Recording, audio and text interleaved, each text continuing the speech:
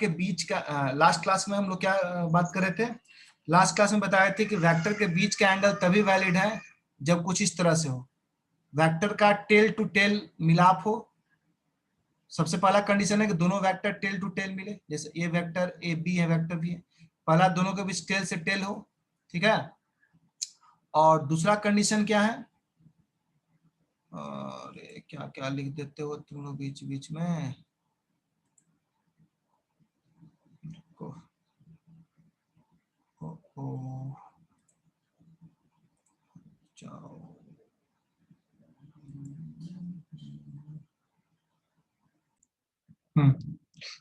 तो last class में आपको समझाए थे कि दो वेक्टर के बीच का एंगल वही वैलिड है जो टेल टू टेल, वेक्टर्स को टेल टू टेल जोड़ने पर जो एंगल बनता है, वो पहला कंडीशन ये था, ठीक है।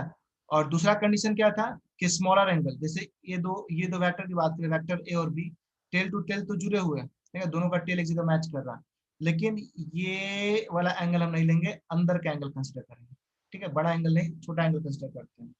तो आपसे क्वेश्चन यहाँ पर ये पूछा गया था कि ए और बी के बीच का एंगल बनाइए, ए और बी के बीच का एंगल बताइए। तो देखिए ए और बी टेल टू टेल तो नहीं है, तो पहले टेल टू टेल करना होगा, है ना। वेक्टर ए और वेक्टर बी को टेल टू टेल करना होगा, और टेल टू टेल करने के लिए क्या करते हैं, वेक्टर बी को हम डिस्प्लेस करते हैं आगे की ओर, है ना।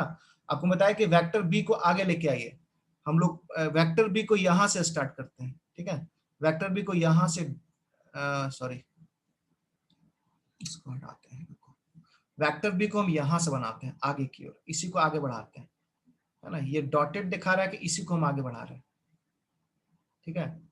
ये डिस्प्लेस्ड किया गया वेक्टर को, पैरेलल डिस्प्लेसमेंट कर सकते हैं, पैरेलल लेटरल डिस्प्लेस कर सकते हैं, पैरेलल पैरेलल शिफ्टिंग हम बताए थे वेक्टर का एक प्रॉपर्टी है। तो जब आप इसको पैरेलल शिफ्ट कर दिए, अब उसके बाद देखिए क्या क्या, अब देखिए ये जो एंगल है, ये एंगल, ये पूरा जो एंगल है, ठीक है, और ये एंगल वर्टिकली अपोजिट है, क्या वर्टिकली अपोजिट है, तो ये पूरा एंगल 60 होगा। जब ये एंगल 60 है, ये पूरा 90 है, ये पूरा एंगल 90 है, ये तो पूरा 90 है, तो ये एंगल कितना हो जाएगा, 30 हो जाएगा।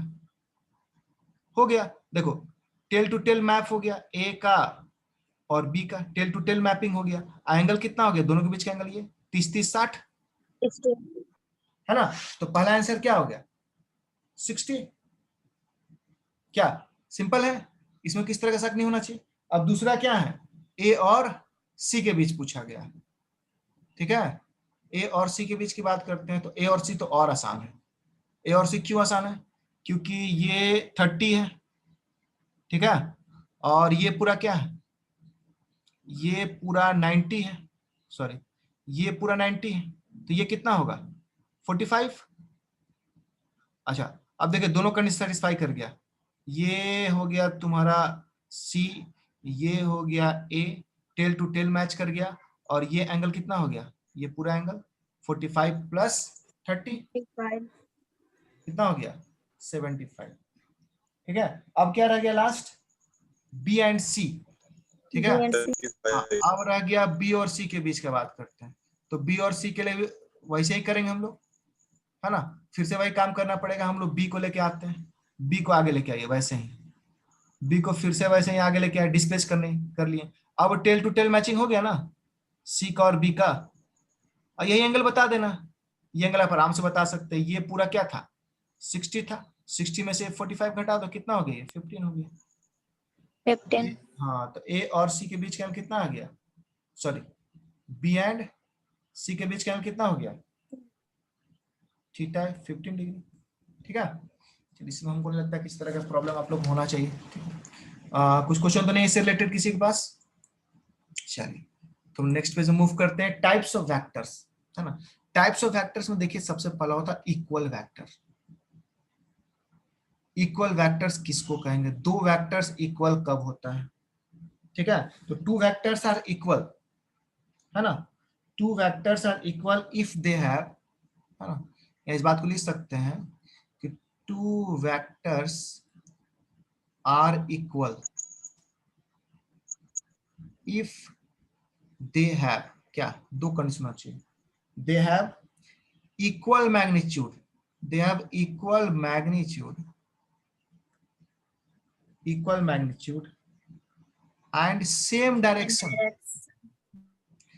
मैग्नीट्यूड भी सेम होना चाहिए और डायरेक्शन भी सेम होना चाहिए।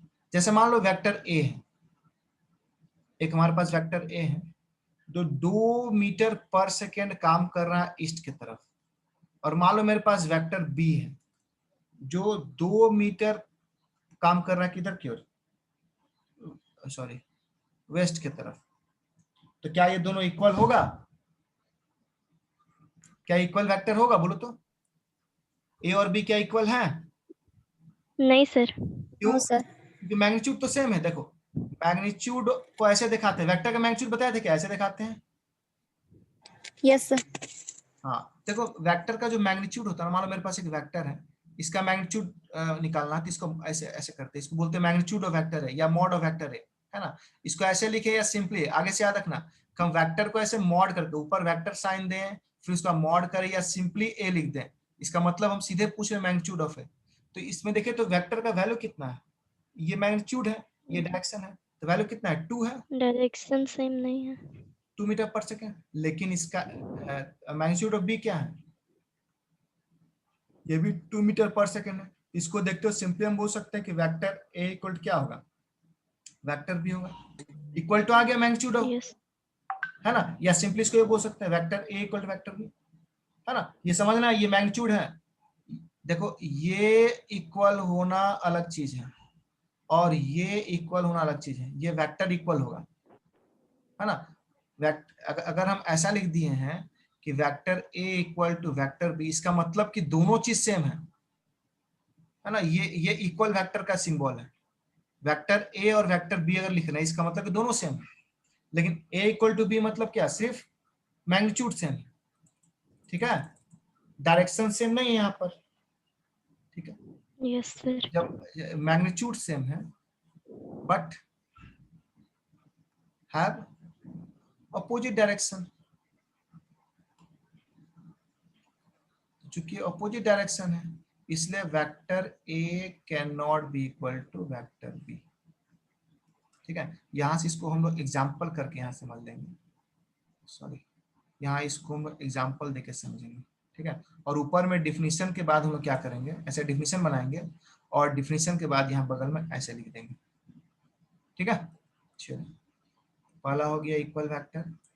इक्वल वेक्टर के बाद सेकेंड हम लोग आते हैं। क्या इसमें कोई शक नहीं ना किसी को? बहुत सिंपल है इसलिए बहुत ज्यादा समय इसमें नहीं देंगे। सेकेंड आ गया हम लोग का negative of a vector.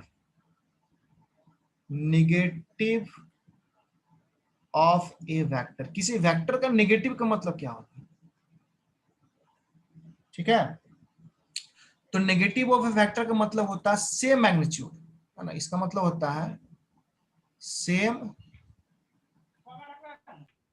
Magnitude but opposite direction. That is vector A equal to vector B तो होगा लेकिन बीच में माइनस आएगा। देखो ये चीज है, ये तरीका दिखाने का कि ए जो है बी का नेगेटिव वेक्टर है, ठीक है। हम क्या कहेंगे, ए जो है बी का नेगेटिव वेक्टर है। अच्छा आप लोग को एक चीज पता होना चाहिए, देखिए हम बता रहे हैं एक चीज, इसको एक डायग्राम के थ्रू में समझते हैं।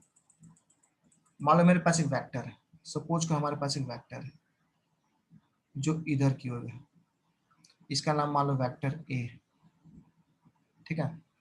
कोई बोलेगा वेक्टर ए ही बनाइए आप लेकिन डायरेक्शन सिर्फ बदल दीजिए, तो कैसा बनेगा? इसके नीचे ऐसा बनेगा, देखो वेक्टर,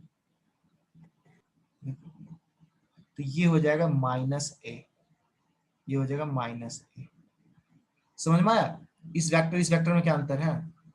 दोनों का मैग्नीट्यूड सेम है लेकिन डायरेक्शन क्या है? अलग अलग, ठीक है। जैसे फिर से वही कंडीशन है कि ऊपर जो दो वेक्टर हम देखे थे, है ना, जिसमें कि वेक्टर ए कितना था? 2 मीटर 2 मीटर पर सेकेंड। क्या था? ईस्ट था। और बी क्या था? 2 मीटर पर सेकेंड क्या था? वेस्ट था। तो यहाँ vector A equal to vector B नहीं है, लेकिन माइनस लगा दीजिएगा तो ये ठीक हो गया। वेक्टर ए वो नेगेटिव है, नेगेटिव होने का मतलब कि मैग्नीट्यूड सेम है लेकिन डायरेक्शन क्या है, अपोजिट है। ये दोनों का ये मतलब होता है। क्या कोई शक इसमें? सेकेंड हो गया। अब नेक्स्ट देखिए, नो सर। हाँ नेक्स्ट है थर्ड। थर्ड है parallel and anti parallel, parallel and anti parallel, anti parallel vectors. पढ़ पा रहे ना आप लोग जो लिख रहे हैं? पैरेलल और एंटी पैरेलल, ये ई है ना, पैरेलल का स्पेलिंग पी है R A double A, notes बनाइएगा तो आप ध्यान रखिएगा। Parallel and anti parallel vectors, ठीक है। देखो ये जो वेक्टर है, मान लो ये वेक्टर ऐसे है और इसके बगल में एक और वेक्टर हम बनाते हैं। मान लो ये वेक्टर ए है और ये वेक्टर क्या है, बी है। अब मान लो एक और ऐसा बनाते हैं। सपोज को एक वेक्टर हम ऐसा बनाते हैं और इसके बगल में एक और वेक्टर बना, ये वेक्टर मान लो ए है, ये टेल है, ये हेड है, और इसके बगल में एक और वेक्टर बनाते हैं, ठीक है। इसमें क्या करते हैं,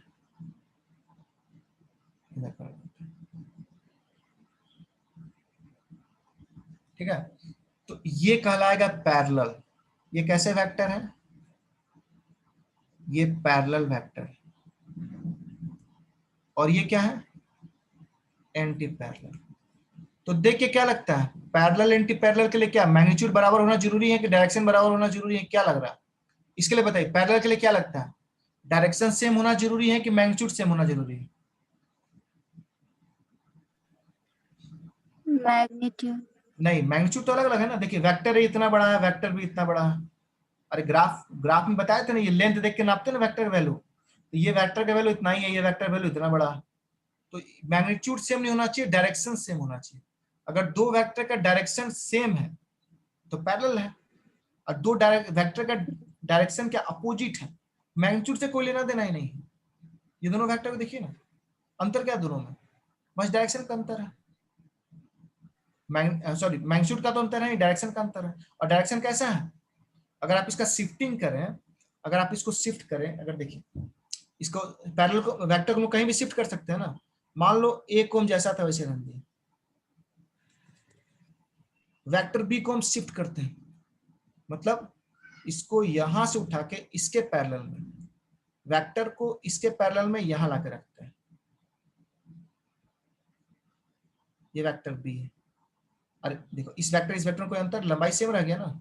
एंगल कितना बन रहा है दोनों के बीच का, देखो तो 180। तो थीटा इक्वल टू क्या होता है, 180। किसके लिए, एंटी पैरेलल के लिए। पैरेलल में क्या होगा देखो, पैरेलल में देखो तो क्या है, इसके बगल में बनाते हैं, ये है इधर, और बनाते हैं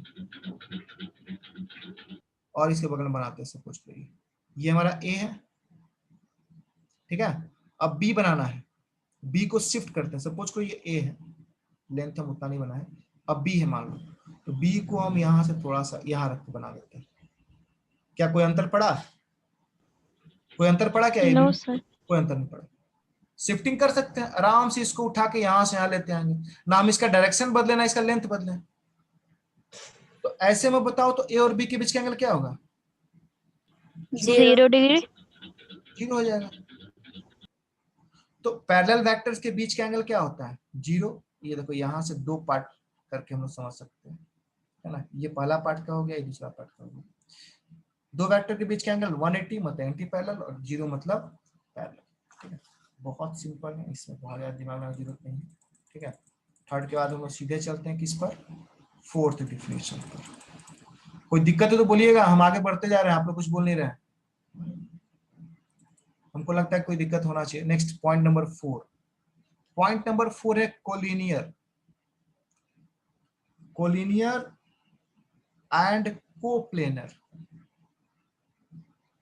कोप्लेनर वेक्टर्स। ये क्या होते हैं, कोलिनियर कोप्लेनर वेक्टर्स क्या होते हैं? कोलिनियर विच पहले कोलिनियर समझते हैं, कोलिनियर वेक्टर समझते हैं।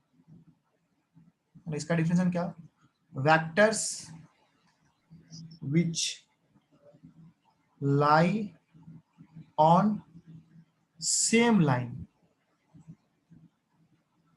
और पाथ।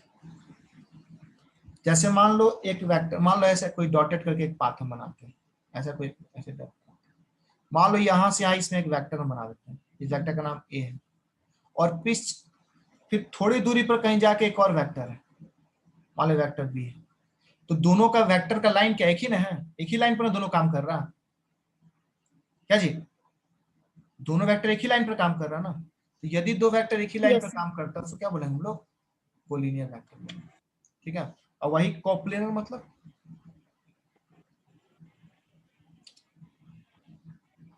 ठीक है। अब नेक्स्ट क्या रह गया? कोप्लेनर। कोप्लेनर वेक्टर क्या होगा?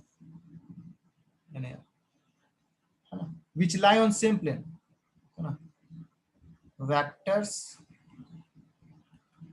विच lie on same plane. Vector जो सेम प्लेन पे लाई करते उसको क्या बोलते हैं? कोप्लेनर बोलते हैं। ठीक है, तो ऐसे देखो जितना भी वेक्टर में बनाते हैं सब कोप्लेनर ही होता है। जैसे मान लो एक वेक्टर ऐसे बना हुआ है, एक वेक्टर ऐसे बना हुआ है, दोनों तो एक ही प्लेन पर है क्या जी? जितने भी तरह का वेक्टर बनाते हैं, मान लो ये दो वेक्टर है, एक इधर है एक इधर है, चाहे मान लो अरे पेज पर ही बना, प्लेन समझते हैं ना, प्लेन ये एक ही तह पर है ना। Yes. तो एक चीज जान लीजिए कि टू वेक्टर्स आर ऑलवेज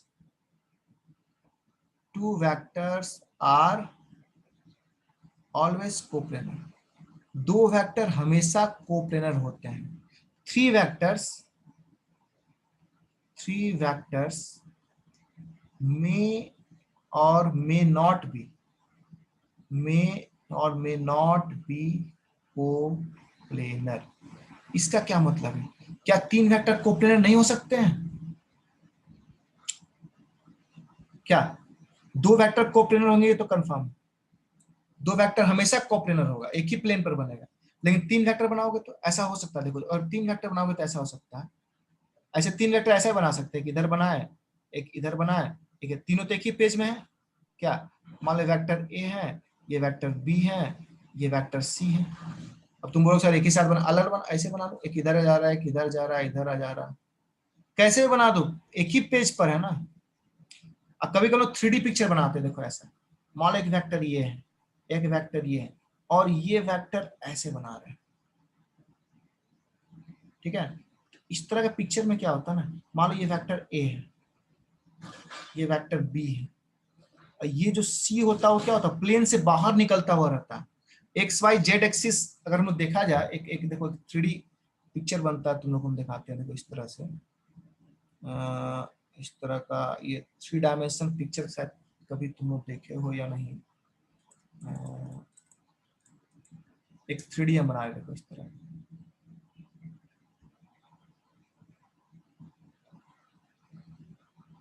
ये देखो, ये एक्चुअली एक प्लेन में नहीं है, 3D है, ये 3 डायमेंशन में। थोड़ा सा अच्छा छोटा बना दे तब कुछ समझ में आ रहा है। ये दोनों तो इसी प्लेन में है, और ये, और लेकिन ये नहीं पेज से बाहर निकलता हुआ लग रहा है, ये वाला लग रहा है बाहर क्यों निकल रहा है ये, क्या जी? नजर आ रहा था? ये दोनों सेम प्लेन में, और तीसरा वेक्टर क्या है? बाहर की ओर। तो इस तरह कंडीशन में जैसे यहाँ पर बनाया है, ये इस कंडीशन में वेक्टर क्या होता है? कोप्लेनर नहीं भी हो सकता। ठीक है, चलो इसी में नेक्स्ट आते हैं हम लोग। नेक्स्ट में बात करेंगे,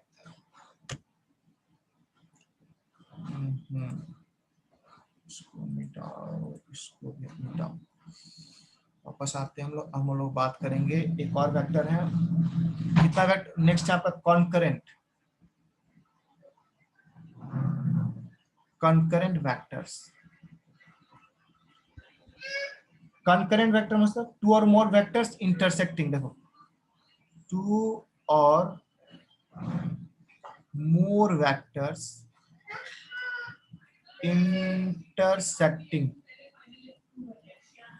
intersecting at the recording same point। ठीक है, उसको क्या बोलते हैं, कॉन्करेंट वेक्टर्स बोलते हैं। ऐसे जैसे अभी अभी देखें हम लोग, मान लो ये वेक्टर, ये वेक्टर, ये वेक्टर, ये 3 वेक्टर है। वेक्टर ए है, ये मान लो वेक्टर बी है, ये मान लो वेक्टर सी है।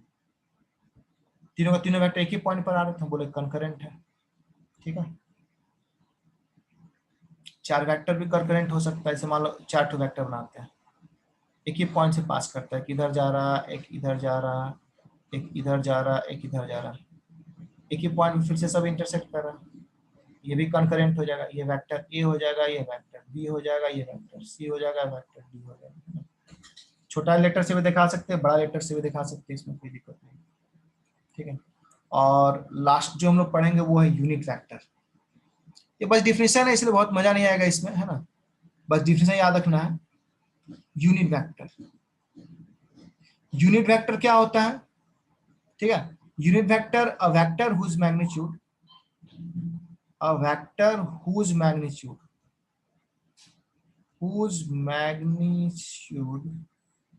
is unity। ऐसा वेक्टर जिसका कि मैग्नीट्यूड क्या होता है, यूनिटी होता है। यूनिट मतलब 1 होता है। ठीक है, जैसे कि मान लो कोई वेक्टर है, मान लो वेक्टर ए है, जिसका कि मैग्नीट्यूड का वैल्यू कितना है, 1 है। जैसे एग्जांपल के तौर पर हो सकता है कि वेक्टर ए जो है 1 मीटर पर सेकेंड के स्पीड से वेस्ट की ओर जा रहा है। ठीक है, तो ये एक वेक्टर है जिसका वैल्यू क्या है, 1 है। ठीक है, तो ऐसे वेक्टर क्या बोलते हैं ना, यूनिट वेक्टर बोलते हैं। ठीक है, और यूनिट वेक्टर का रिप्रेजेंटेशन अलग है। ठीक है, unit vectors are represented by, unit vectors are represented bye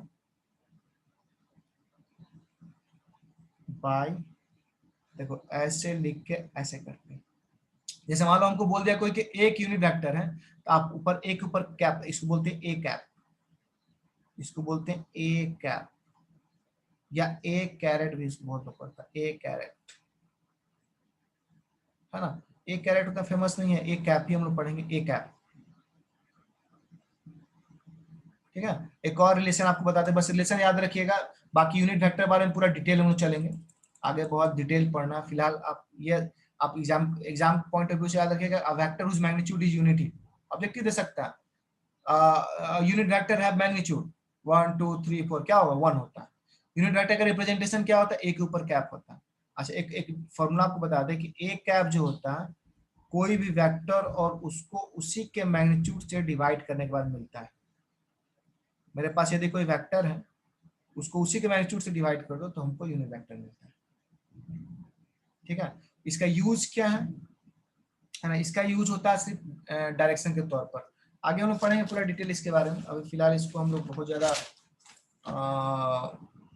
तवज्जो नहीं देने जा रहे हैं, आगे देखा जाएगा। अच्छा, एक और देखो, एक और वेक्टर हो गया जीरो, जीरो वेक्टर। क्या लगता है जीरो वेक्टर क्या होना चाहिए, या इसी को नल वेक्टर बोलते हैं? क्या डिफरेंशिएशन होना चाहिए जीरो वेक्टर और नल वेक्टर का? अ वेक्टर whose इसके पास कोई मैग्नीट्यूड नहीं हाँ, होना चाहिए। whose magnitude is zero. अच्छा, ऐसा कभी हो सकता है किसी वेक्टर का मैग्नीट्यूड जीरो हो और फिर भी डायरेक्शन हो, मैग्नीट्यूड जीरो और डायरेक्शन हो? अरे मान लो वेक्टर यस सर। ए बराबर अगर जीरो होगा तो क्या इसका डायरेक्शन होगा? क्या ए बराबर जीरो वेस्ट हो सकता है? Yes sir. कैसे, एग्जांपल बताओ, क्या कोई एग्जांपल है ध्यान में? देखो, एक वेक्टर हो सकता है जिसका मैग्नीट्यूड जीरो हो, ठीक है, लेकिन फिर भी डायरेक्शन हो। इसका देखो सबसे सिंपलेस्ट एग्जांपल जो हम शुरू से पढ़ते आए हैं, बताते हैं।